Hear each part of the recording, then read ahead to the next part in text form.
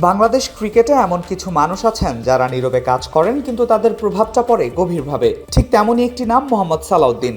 ক্রিকেটারদের কাছে তিনি শুধু একজন কোচ নন, বরং ভরসার জায়গা। জাতীয় দল থেকে শুরু করে ঘরোয়া ক্রিকেট সব জায়গাতেই সালাউদ্দিন যেন ব্যস্ততার আরেক নাম। অনুশীলনের মাঠে ঢুকলেই চোখে পড়ে তার কর্মব্যস্ততা।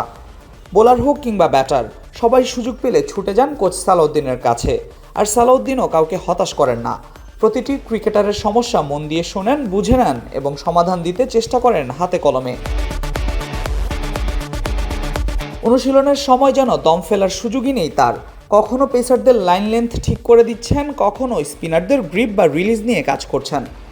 আবার একটু পরে দেখা যায় ব্যাটারদের সঙ্গে দাঁড়িয়ে ব্যাটের অ্যাঙ্গেল, ফুটওয়ার্ক কিংবা নির্দিষ্ট কোনো বল কিভাবে খেলতে হবে সেটা শিখিয়ে দিচ্ছেন নিজ হাতে। মাঠ জুড়ে তার এই সার্বক্ষণিক উপস্থিতি ক্রিকেটারদের আত্মবিশ্বাস যেন বাড়িয়ে দেয় কয়েক গুণ।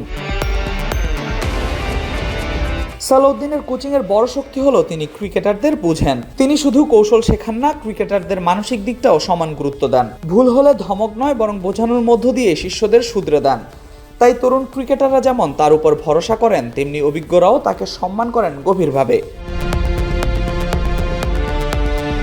বাংলাদেশ ক্রিকেটে কোচিং মানে যে শুধু ড্রিল আর পরিকল্পনা নয়, বরং সম্পর্ক, আস্থা আর নিবেদনের বিষয়, সেটার বাস্তব উদাহরণ মোহাম্মদ সালাউদ্দিন।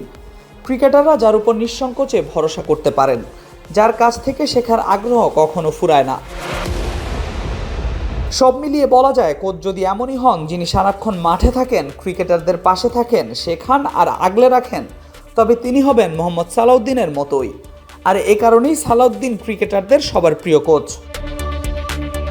Al Mahmud Fahim, BD ক্রিক time.